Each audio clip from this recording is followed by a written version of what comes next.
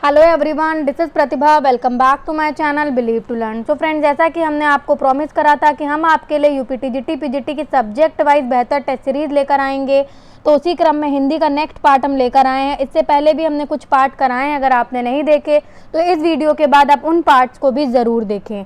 आज फिर हम बेहतर 25 क्वेश्चन को डिस्कस करेंगे। आप बताइएगा कि आपके कितने प्रश्न सही हुए। तो पहला क्वेश्चन है, और मैं ऑप्शंस नहीं बोलूँगी क्योंकि ऑप्शंस आप देखेंगे और आपके सामने जो आंसर होगा मैं वो बताऊँगी, क्योंकि इससे आप अपने कान और आँख दोनों का इस्तेमाल करेंगे और बेहतर ढंग से आप चीज़ों का आंसर दे पाएंगे। निम्नलिखित, और आपका समय भी बचेगा क्योंकि अब समय बहुत कम है। निम्नलिखित उपन्यासों पर विचार कीजिए। आपको 3 ऑप्शन दिए, अंधेरे बंद कमरे, ना आने वाला कल और अंतराल, ये 3 दिए हैं। अब आपको ऑप्शन नीचे हैं, वो तो 3 आपके उपन्यास दिए गए थे, ऑप्शन नीचे दिया गया है। आपको बताना है कि उनमें से कौन सा उपन्यास जो है वो मोहन राकेश का है। देख लीजिए आप, तो आपका इसका सही आंसर डी होगा। ये तीनों ही जो थे वो मोहन राकेश के उपन्यास थे। ठीक है, आगे बात करेंगे। क्वेश्चन नंबर 52 आपके सामने है। निम्नलिखित युग्मों पर विचार कीजिए। आपको उपन्यास दिए हैं और लेखक दिए हैं, आपके सामने हैं। आपको बताना है कि कौन सा सही है। आपको ये 3 युग्म दिए गए हैं और इसमें से आपको बताना है कि कौन सा सही है। जल्दी से आप देख लीजिए। तो इसका सही आंसर आपका ए होगा। इसका सही आंसर आपका ए होगा। क्यों ए होगा? क्योंकि केवल अजय की डायरी डॉक्टर देवराज का जो युग्म है वो सही है, जबकि अगर अंधेरे बंद कमरे की बात करें तो उसको मोहन राकेश जी ने लिखा, और मछली मरी हुई ये आपके निर्मल वर्मा ने नहीं लिखा है, ये आपके राजकमल चौधरी ने लिखा है। किसने लिखा है? राजकमल चौधरी जी ने लिखा है। इसीलिए आपका ये करेक्ट नहीं होगा। मछली मरी हुई राजकमल को चौधरी ने लिखा हुआ है और अंधेरे बंद कमरे आपका मोहन राकेश जी ने। फिर बात करेंगे क्वेश्चन नंबर 53 आपके सामने। यहाँ पर भी आपके सामने कुछ युग्म दिए हैं, आपको बताना है कि कौन सा सही है। आप अपनी स्क्रीन पर देख सकते हैं। आपको मेरी स्पीड ज़्यादा लगे, आप वीडियो को पॉज करके पहले ऑप्शन खुद से पढ़ लीजिए, उसके बाद आंसर सुनिए। तो आपका 53 का सही आंसर जो होगा, आपके सामने 4 ऑप्शन है, तो ए सही आंसर होगा। केवल एक जो है वो सही है। दूसरी बार जो है वो श्रीकांत वर्मा जी ने लिखा है, जबकि एक पति के नोट्स जो हैं वो महेंद्र भल्ला जी ने लिखा है, जबकि उसका बचपन जो है वो आपके कृष्ण बलदेव वैद ने लिखा है। तो ऊपर नीचे कर दिया गया, तो ये दोनों युग्म सही नहीं थे, इसीलिए ए आपका सही आंसर होगा। फिर देख लीजिए 54 आपके स्क्रीन पर। आज का क्वेश्चन नंबर 4, इसके पहले के 50 हमने प्रीवियस 2 वीडियो में डिस्कस करे 25-25 के सेट में। देख लीजिए, यहाँ पर भी आपको युग्म दिया है, आप लोग ऑप्शन देख सकते हैं। ये 3 युग्म आपको दिए गए हैं और नीचे आपके ये ऑप्शन दिए गए हैं। आप देख लीजिए, पढ़ लीजिए पहले इसको। तो आपका इसका सही आंसर होगा बी।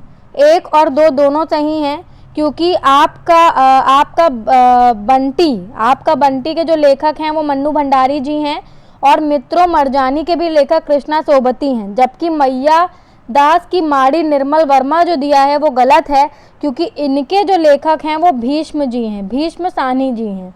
लिख लीजिए कहीं आप ये चीज़। आगे बात करेंगे। आगे है, निम्नलिखित युग्मों पर विचार कीजिए। डार से बिछुड़ी और जिंदगी नामा नामक उपन्यास में सामाजिक व्यंग मिलता है। ठीक है, उसके बाद आपको आगे दिखा देती हूँ मैं। देख लीजिए, राग दरबारी में महानगरीय जीवन के यथार्थ की पहचान करवाई गई है। ये दोनों स्टेटमेंट दिए हैं। अब आपके सामने ऑप्शन है और आपको बताना है कि कौन सा कथन सही हो। ये मुझे सजेशन मिला था कि मैम ऑप्शन मत बोला करिए, जो आंसर हो वही बोलिए, तो इसीलिए मैं आपके सजेशन को ध्यान में रख के आपको ऑप्शन नहीं बोल रही हूँ, सिर्फ स्टेटमेंट पढ़कर बता रही हूँ। जल्दी से बताइए क्या इसका सही आंसर होगा। तो डी इसका सही आंसर होगा। ना ही 1 सही है, ना ही 2 सही है, क्योंकि श्रीलाल शुक्ल ने उपन्यास राग दरबारी में सामाजिक व्यंग मिलता है, जबकि डार की बिछुड़ी या वह जिंदगी नामा कृष्णा सोबती के उपन्यास हैं, इनमें महानगरीय जीवन के यथार्थ की पहचान करवाई गई है। तो इसीलिए ना तो 1 सही है और ना तो 2 सही है। फिर बात करेंगे 56 देख लेते हैं। 56 हम देख लेते हैं। 1 मिनट मैं आपको दिखा देती हूँ, क्योंकि ऊपर वाले में क्या बोला गया था, आपका राग दरबारी में दिया गया था, इसीलिए ये भी कथन नहीं सही था और पहला वाला भी नहीं सही था। चलिए आगे देख लेते हैं। नेक्स्ट आपका क्वेश्चन दिया है, निम्नलिखित युग्मों पर विचार करिए। आपके सामने है सारी चीज़ें, आप देख लीजिए इसको। ये आपको उपन्यास और लेखक दिए हैं, तो कौन सा सही है युग्म आपको बताना है। तो 56 का ए करेक्ट आंसर होगा। 1 और 2 सही हैं क्योंकि कुरु कुरु स्वाहा मनोहर श्याम जोशी ने लिखा है और ये उत्तर आधुनिक उपन्यास है जो कि जोशी द्वारा लिखा गया है। जबकि अगर हम बात करें मुझे चांद चाहिए, ये सुरेंद्र वर्मा जी के द्वारा लिखा गया और ये करियर वुमेन पर लिखा गया पहला उपन्यास है। जबकि सबसे बड़ा सिपहिया जो है ये गलत दिया है, इसका युग्म गलत दिया, भगवान सिंह ने नहीं लिखा है, इसको वीरेंद्र जैन जी ने लिखा है। किसने लिखा है? आपके वीरेंद्र जैन जी ने लिखा है, ठीक है। और उनका उपन्यास है जो प्रगति व विकास के लिए लिखा गया है। आगे बात करते हैं। क्वेश्चन नंबर 57 आप देख सकते हैं, निम्नलिखित कथनों पर विचार करिए। कथन मैं बढ़ देती हूँ, ऑप्शन आप देख लीजिएगा। मेरी तेरी उसकी बात नामक उपन्यास में यशपाल पीढ़ीगत अंतराल की समस्या को प्रमुखता से उठाते हैं। सुनीता नामक उपन्यास में यह प्रश्न उठाया गया है कि नारी को घर से बाहर जाना या चाहिए या नहीं। तो आपके सामने कथन दिए हैं कि कौन सा कथन सही है, आपको बताना है। तो आपका 57 का जो सही आंसर होगा वो सी होगा। दोनों ही कथन सही हैं। मेरी तेरी उसकी बात यशपाल का नारी विषयक उपन्यास है।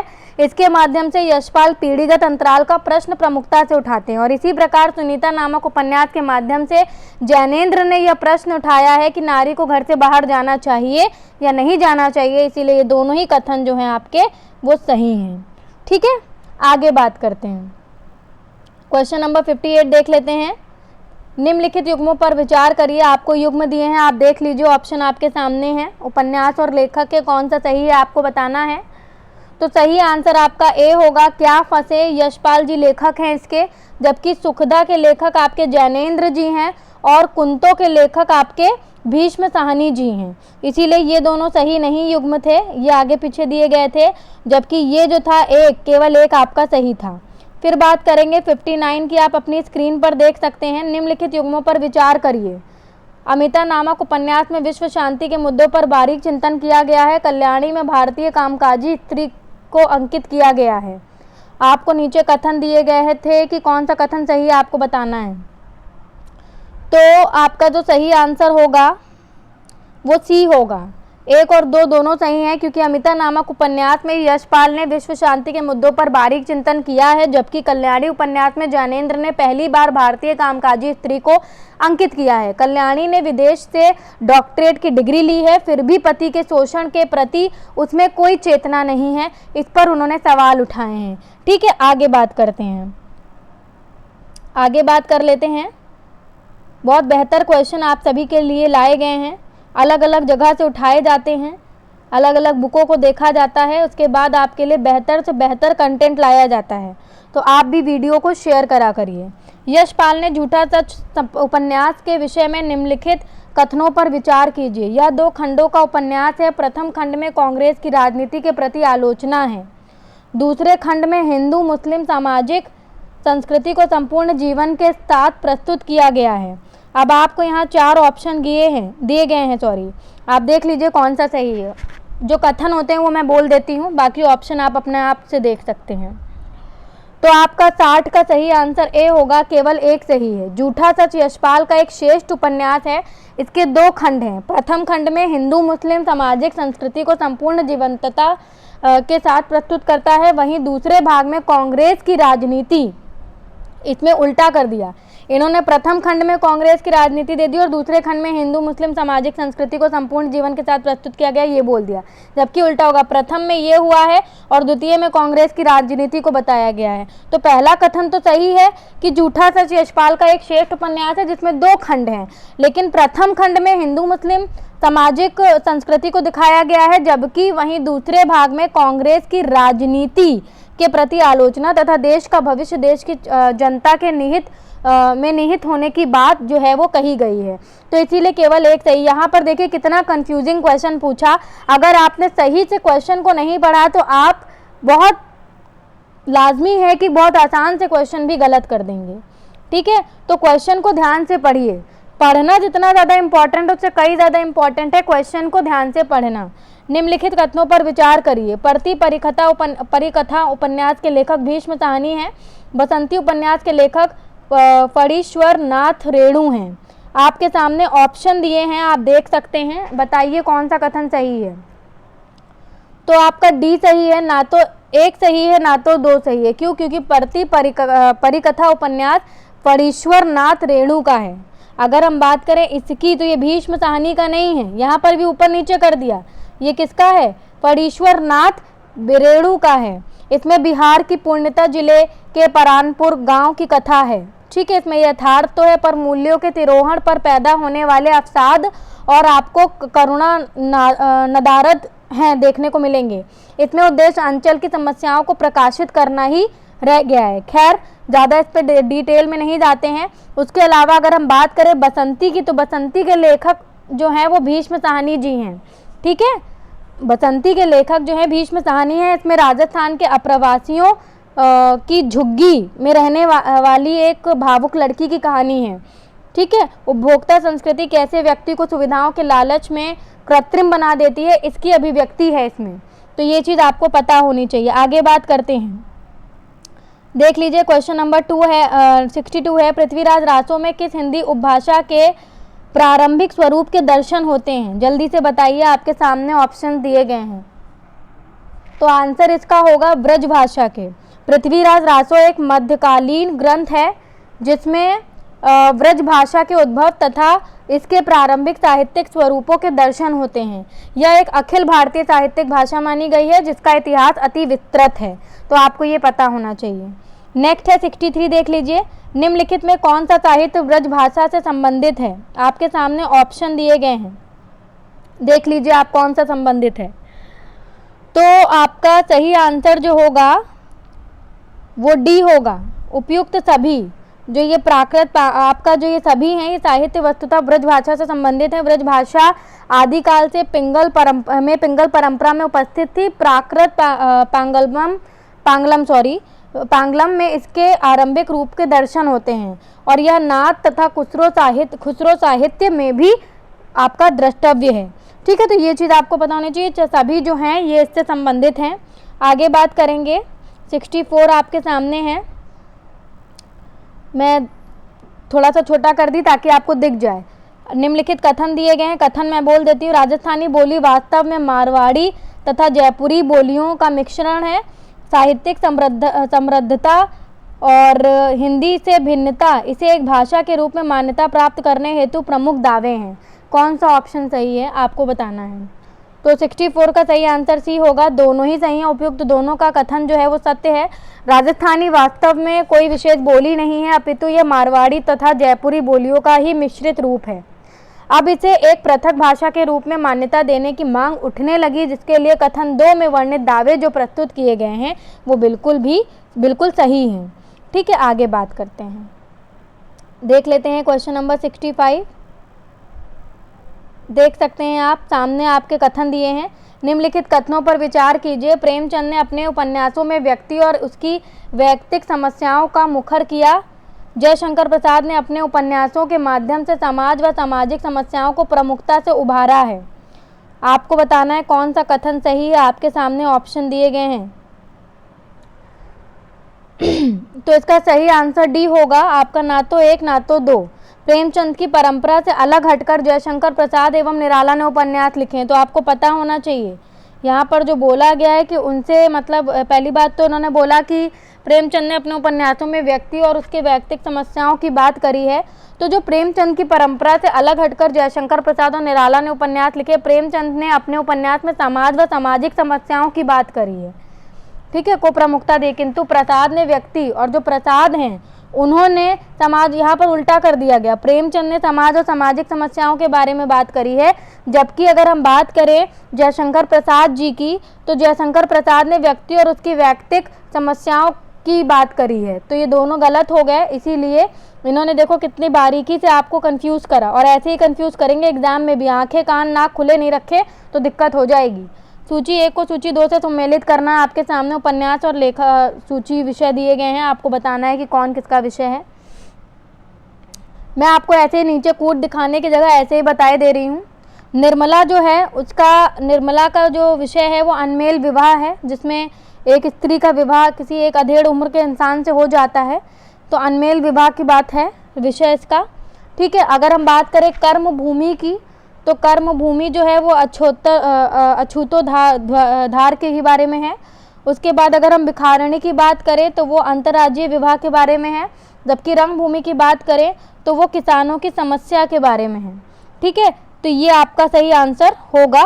ठीक है, अगर आपको नीचे कूट दिखाऊं तो सी इसका करेक्ट आंसर होगा, बट कूट मैंने इसलिए नहीं दिखाया क्योंकि आप ऊपर ही इसको मैच कर सकते हैं।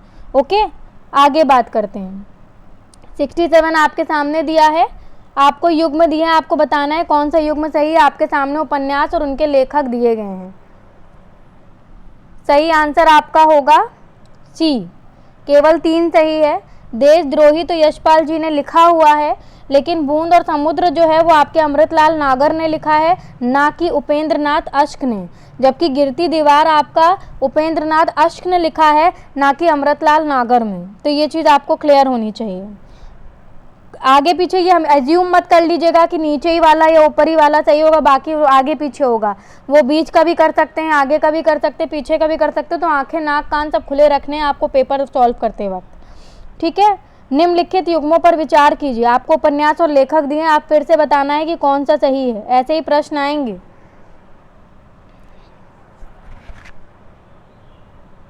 आपको बताना है, जल्दी से आप लोग देख लीजिए।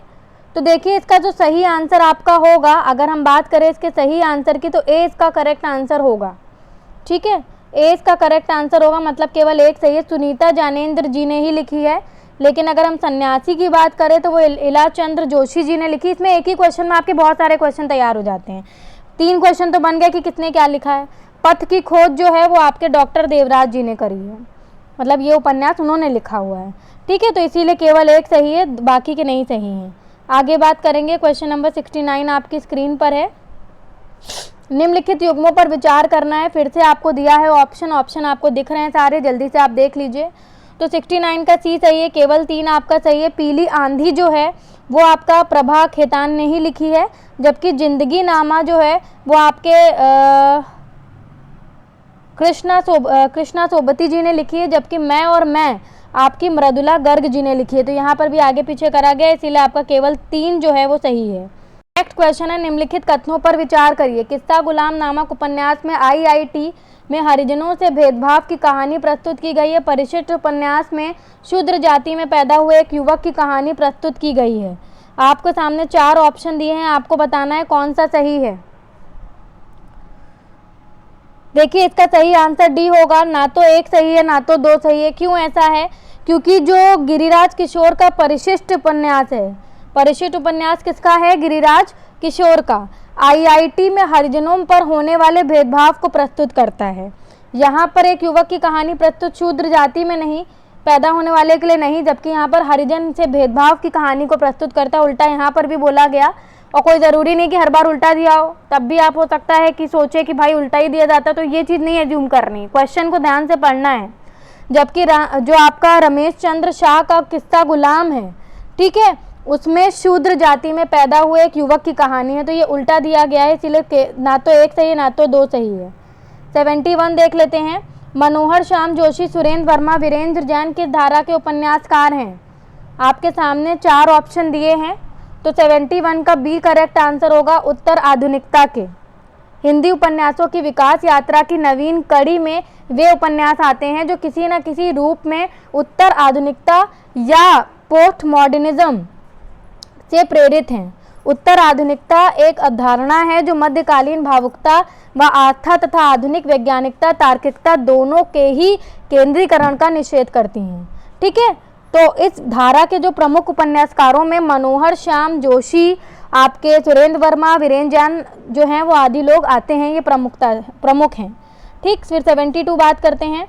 आपको कथन दिए, कथन मैं पढ़ लेती हूँ। एक चिथड़ा सुख नामक उपन्यास चेकोस्लोवाकिया के शहरी परिवेश के दूसरे विश्व युद्ध के बाद मनुष्य की नियति को दिखाता है। वे दिन उपन्यास शहरी जीवन में व्याप्त विवाहेतर संबंधों की सूक्ष्म पड़ताल करता है।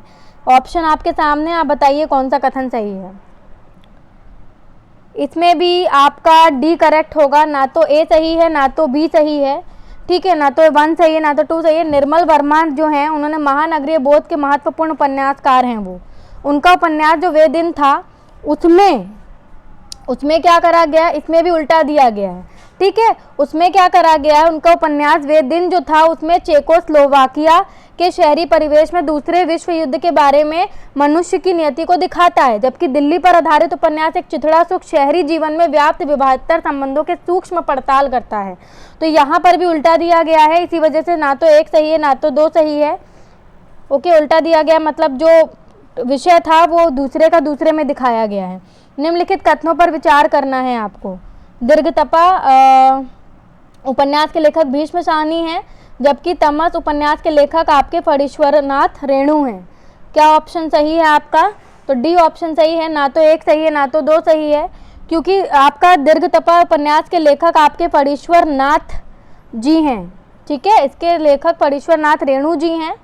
और अगर हम बात करें तो उनकी नायिका बेला गुप्त कामकाजी महिलाओं के हॉस्टल की सेक्रेटरी है, जो अपने चारों ओर तेजी से पसरती सामाजिक विकृतियों को बहुत निकट से देखती है, लेकिन चाहते हुए भी वह उनके विरुद्ध कुछ कर पाने की स्थिति में नहीं है। और जो तमस है, जो आपका तमस है, भीष्म साहनी द्वारा लिखित उपन्यास है, इसमें देश के विभाजन से जुड़ी सांप्रदायिकता की समस्या है। तो ये आपको पता होना चाहिए, ठीक है। आगे बात करेंगे, देख लीजिए 74 आपके सामने है। खड़ी बोली के आरंभिक विकास के स्रोत में शामिल है, आपके सामने ऑप्शन दिया है, आप ऑप्शन देख के आंसर दीजिए। तो इसका सही आंसर डी होगा, उपयुक्त सभी। आपके जो शौर सेनी अपभ्रंश के उत्तरी रूप से उद्भुत जो आपकी कह सकते हैं खड़ी बोली पश्चिमी हिंदी को प्रतिनिधि बोली है, जिसका आरंभिक साहित्यिक विकास सिद्धनाथ खुसरो रहीम साहित्य संत काव्य तथा दक्षिणी हिंदी में दृष्टिगोचर होता है, ठीक है। तो ये चीज़ आपको पता होनी चाहिए कि सभी जो है इसमें शामिल है इसके स्रोतों में। आज का आखिरी क्वेश्चन देख लेते हैं, अच्छा क्वेश्चन है एंड आई होप सो कि आपको आज की टेस्ट सीरीज पसंद आई होगी। अगर दिल से पसंद आई हो तो इसे प्लीज़ शेयर करिएगा। निम्नलिखित कथनों पर विचार करिए। आपका खड़ी बोली का साहित्यिक विकास वस्तुतः 19वीं सदी के बाद ही शुरू हुआ, जबकि खड़ी बोली के विकास क्रम में अब यह निर्विवाद रूप से मानक हिंदी का मूल आधार है। आपके सामने कथन दिए हैं, 4 कथन आपको गिवन है, आपको ऑप्शन दिए हैं। सही आंसर आपका सी होगा, दोनों ही कथन सही हैं। उपयुक्त दोनों कथन सत्य हैं। साहित्यिक विकास के दृष्टिकोण से 19वीं शताब्दी में सबसे पहले खड़ी बोली का कोई अस्तित्व नजर नहीं आता है, परंतु वर्तमान में इसका उत्तरोत्तर विकास इस चरम पर पहुंच गया है कि इसे मानक हिंदी का मूल आधार माने जाने लगा है, ठीक है। तो इसीलिए दोनों ही कथन सही थे। तो आई होप सो कि आज का वीडियो आपको पसंद आया होगा। इसी तरीके से बेहतर टेस्ट सीरीज अगर आप चाहते हैं तो आप हमारी वीडियोस को शेयर करा करिए, ताकि हम भी मोटिवेट हो और हम आपके लिए ज़्यादा से ज़्यादा टेस्ट सीरीज लेकर आएँ, क्योंकि अब आपके पास समय बहुत कम है और तैयारी आपको बहुत बेहतर तरीके से करनी है। और मॉडल पेपर का क्या महत्व है वो आप जानते हैं, यही निर्धारित करेगा कि आपका सिलेक्शन होगा या नहीं होगा। इसीलिए बने रहिए इसी तरह। नमस्कार।